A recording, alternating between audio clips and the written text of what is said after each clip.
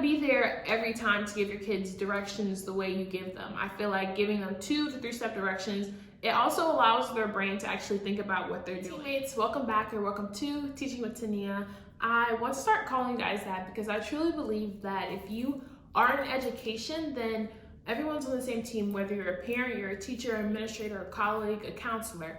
We're all on the same team, and I feel like as I create this little corner of the internet that we can all be on the same team, sharing ideas and just making each other better educators. That could be whether you're a teacher, parent, whatever. I just truly believe that we're all on the same team, making sure that our children, our students get the best out of their education as possible. So in this video, I am talking all about what your kid, if you have a child 0 to like 5, or depending on what state you're in, what age they go to kindergarten, this video is for you. A lot of parents come or send their kid to pre-K, kindergarten, and they're like, yeah, I didn't know I should have taught my child that. I didn't know my child was able or developmentally capable of doing this or doing that. And that really breaks my heart because you're at home essentially wasting time if you are able to be at home, or if you just want to teach your child something but you didn't know what to teach them. This video is for you.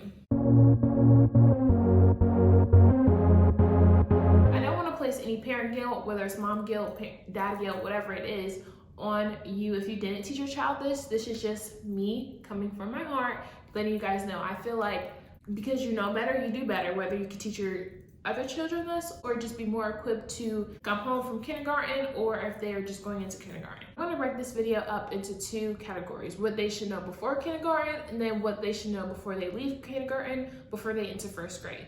Starting off with what your kids should know before they come to kindergarten. You may know we speak the English language and we use the alphabet. So in teaching your child the alphabet, whether it's the letters in their name or just the alphabet in general, getting your child used to letters and seeing that, oh, this is A, it makes the A sound, and then having B, C, D. There are 26 letters in the alphabet. If your kid is at least familiar with the letters in their name, that will be very beneficial. You guys know I'm going down an exhaustive list, so it may be a lot of information thrown at you, but I don't want this video to be too long. But I'm just gonna keep naming off the list of things your kids should know before going to kindergarten. Back to the list, your kids should also know their first and last name. When they are asked, they should be able to say, my name is blank, blank, at least that. And it will also be great if they're able to identify it, whether it's on a sheet of paper or just on the wall or something. The kid needs to be able to know that, hey, this is my name, and be able to identify with that. The next one is your kid should be able to sit. They say 5 to 10 minutes at like 4 or 5 years old, but I really think that the goal should be 8 minutes. Your kid should be able to sit for 8 minutes and not learn something, but either just sit and be active or sit and participate in an activity. I understand some kids literally just can't sit still, and that is totally okay if your kid cannot sit still. I feel like as the people on that educational team, we have to be able to do whatever is best to help that child learn. So if that child needs movement, maybe flexible seating like a bouncy ball, or sitting in a swivel chair just so that they can fidget but still be able to be productive and get work done. The next thing your child should be able to do is to grip a pencil, whether they're left-handed or right-handed. I know some people have different opinions about what is the dominant hand, but to be honest, it's whatever your child and whatever way God made them to be. There is no left-handed students are better than right-handed students. Like, that's completely absurd to me. But I do feel like whatever hand dominant your child is, they should be able to grip a pencil, hold a pencil. Now, I do understand that fine motor skills are a huge thing. Later on in the video, I'll go over some activities that will help with their fine motor skills and be able to like strengthen their pencil grip so that they can write letters neatly. The next thing your kid should be able to do is to clean up. I don't understand when you give a kid a paper towel or they spill something, how it's like, oh wow, somebody else should do that. I feel like if it is your child, us teachers can do it, but it would be nice if parents can reinforce at home what cleaning up after yourself means. If you make a mess in the cafeteria, great, you may not know where the napkins are, but once we give you napkins, how do you clean up a spill or pick up your crumbs and throw your trash away from what you were eating to now the trash can? That transition, like, kids have to be taught. And I'm a firm believer that sometimes we say, oh, this kid is bad or this kid doesn't know anything, but my first question is always, what has that kid been taught? Maybe they weren't taught how to throw their trash away or how to clean up after themselves. These things are not innate. They do need to be taught by a parent, a mentor, somebody. Clean up after yourself is kind of like social skills. We're going now into math skills. Your kid needs to be able to count to 20, 1 or 0 through 20. That will be great for them. Great ideas to also practice at home are like changing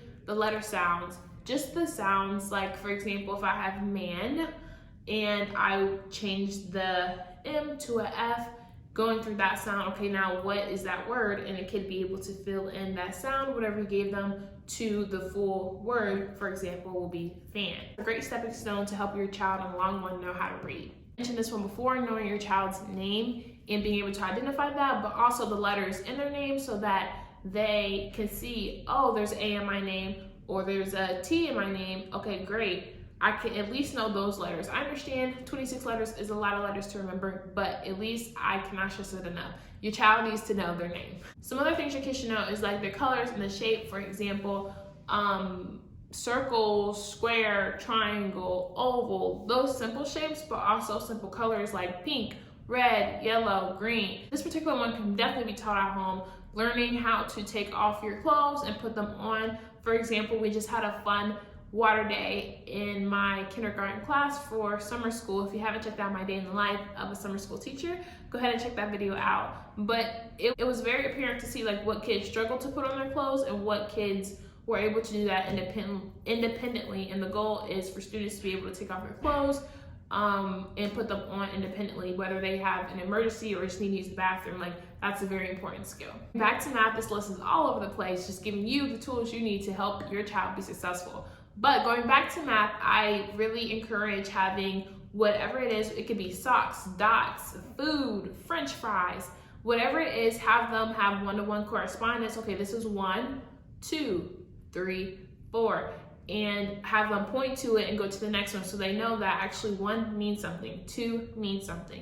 And I think it would be great to do it with manipulatives or interactive things that are already in your household so that they don't feel like, oh, we're learning again, but instead it just happens throughout the day naturally because you're teaching your child. In a sort, your child should also be able to identify numbers 1 through 10. So, okay, this is 8, this is 2, or if the numbers are scrambled on the table, be able to identify, oh, this is 3, and then this is 4. You practice these skills every day, at least every other day, just to get your child warmed up before they go to kindergarten and they're not shell-shocked by, wow, all these numbers and I don't know what they are. Back to the fine motor skills, I want to talk about play and Legos and things that will help your child strengthen their grip and help with those fine motor skills. On my Instagram, if you're not following me at Teaching with Tania, I actually did a whole post about this because play is such an important part in children's development, and I feel like we don't give children the opportunity to do that enough. There are some ways that play can be beneficial to your child's learning, like using Play-Doh, helps them with the grip, and then also like picking up things and putting them down, like the magnet tiles, or little Legos, big Legos that they feel like they're playing with it, but especially the really small ones, it's actually helping your child grow their fine motor skills. I also talk about this one as well, but your child needs to know the uppercase letters of the alphabet and the lowercase letters. I know sometimes when you buy things off the shelf, it's either uppercase or lowercase, and students can get stuck, student or kids can get stuck in that mindset about, hey, this is the only way this letter looks, but actually we have uppercase letters and lowercase letters, so exposing them to both would be great. Your child should know are rhyming words like man, fan, can, getting them used to the same sounding words.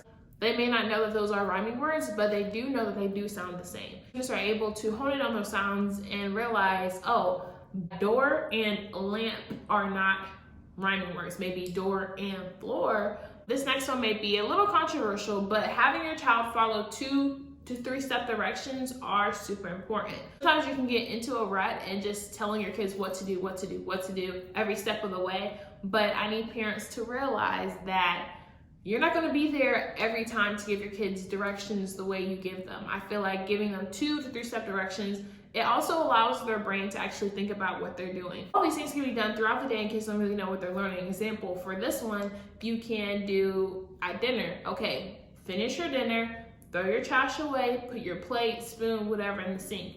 Those are 3 step directions that will Also empower your child, like, hey, I know what I'm doing, or I know what comes next. Just giving them directions, because sometimes they don't know what to do. And it's like, as adults, sometimes we just expect kids to do this, this, and this, when it's like, actually, we never really told them. And just by telling them, it's like, oh, hey, now I know how to do this. And sooner or later, you may even have to give them directions. But those simple directions will be able to carry over in school, because we will be able to say, hey, when I say go, grab your paper, go to your desk, get your pencil out, and complete the worksheet or complete this activity. And of course, the steps get more intricate and longer as they get older, but these 2 to 3 step directions, it will help them a lot. A few more left, but the next one is solving problems without aggression. I feel like sometimes when kids are not told no, or are told to do something they don't want to do, usually they have a pouty face or just want to growl at you. You never know what kids want to do. Students need to be able to handle and solve problems without aggression. Aggression is an easy feeling to fall back on, especially when someone's telling you something that you don't want to do, but it is not good for our students. The child does result constantly back to aggression. I feel it is important to have a conversation with that kid, like, hey, you are being angry or frustrated. Like, they may not know the words, but you can teach them, this feeling goes with this action. How are you feeling and why is that, you know? And they may not be able to talk you through it at that moment, but just giving them the opportunity to express themselves, I feel like is very important, because when they grow up, they'll be more inclined to share their feelings with others, whether it's good, bad, or sad. Last but not least on this list, take your child out as much as you can to experience the real world and see that, hey, there are other things out there, like maybe the aquarium, the zoo, the beach. Also in my vlog that I referenced, the Day in the Life vlog, I showed you guys the Under the Sea theme that we did, and how students got to go to the park, the zoo, and even the library, which is free. A lot of these activities, like the park or just being around other children, can benefit their development so much. Also, while they are experiencing these things, talk to your kid. Talk to your kid about what they're seeing or how they perceive things, or wow, that's a tiger. Like going to the zoo, or do you like the zoo or the park better, or the zoo or the farm better? As people on a student's educational team don't give them enough input or even the space to process their feelings or even communicate what they're thinking in their head, which is a vital skill when they become an adult. That's my list of things that you could be helping your child out right now before they even get to pre-K, kindergarten, just so that they are better prepared for school. Now I'm going to get to things that they will be taught in kindergarten, which will be all those things that I listed before, but now they get to build on those skills and continue to fine-tune them a year in kindergarten. By the end of kindergarten is for a student to be able to write a sentence or a few sentences. They're learning new words, continuing their letter sounds, and what a sentence looks like, and having space in between those sentences. And I believe some children really do believe that a sentence, like, it goes all together, there's no space in that. And how can we fault them when they haven't been taught, like, we put spaces in between our words? And I feel like that is a vital skill that needs to be taught as well. I don't want this video to be too long, so I'm just going to keep reading down my list so that I get everything I want to say out, okay? First, talking about the beginning, middle, and ending sound, and being able to break those sounds and letters into syllables. Teaching your kid math in kindergarten can look like sorting objects or counting to 100. You see that jump from 20 to 100? They may not be able to do it in order, but when you say what comes after 30, it should be 31, 32, 33, they should be able to continue counting. And to an extent, be able to add and subtract. So if I have 3 blocks here and 2 blocks here, how many do I have now? 5. Okay, great, I have 5 blocks. What if I take 1 away? How would that look? Oh, now I have 1, 2, 3, 4. And just continuing to get the basic understanding of adding subtraction in their brain. In kindergarten, a child should be able to say, oh, this book is on top of the table or under the table, on side of the table, and position words like that, be able to identify it and communicate what they see. Also, speaking of books, books are huge at this age. We should be trying to expose children to as much print literacy as possible, whether it's having them read signs that are appropriate at their grade level, or like little words like the, a, is, be able to identify those words and read them. To a certain extent, kids will be able to understand goods and services and the difference between those. I actually taught a whole unit on this in a Week in My Life video when I was student teaching in 1st grade. In the Week in My Life video, we set up a goods and market shop, and kids were able to buy goods and services just to understand that you have to actually pay for these things. And so we're talking about kindergarten and pre-K here, but also those were skills that they learned in those grades, but you continue to build off of them in 1st, 2nd, 3rd, and 4th grade. As well as sharing. Sharing is a huge part in kindergarten, and being able to identify and empathize with other people, their feelings and how they feel when you like snatch a toy or take something away from them, or even using mean words. Like, these are things that you really don't get unless you're around other kids, especially other kids their age. Kids will also learn what it means to be a part of a family or a community and different roles that people play in each. They also be exposed to weather, plants, and other habits that will help them start to create a healthy lifestyle, like washing your hands, cleanliness, and things like that. As I conclude this video, I just want you to know that my experience in pre-K through kindergarten was exactly what I didn't expect.